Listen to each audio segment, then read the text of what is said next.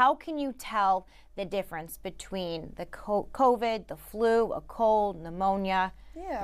There's a lot out there. Yes, a lot of these illnesses have overlapping symptoms. The cold has more of the stuffy nose, sneezing, sore throat, not so much the fever or the body aches that you'll see with COVID or flu. Pneumonia as well, bad cough, fever. Yeah. And so when should people really stop and pause and be like, okay, maybe there's something wrong? When you wake up and you feel like you ran a marathon, feel more chilled than usual, have a little cough, your throat's scratchy, it's time to be like, maybe I should go get tested.